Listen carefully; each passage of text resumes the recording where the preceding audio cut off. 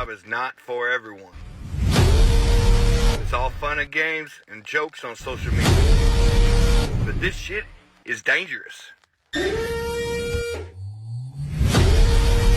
we love it.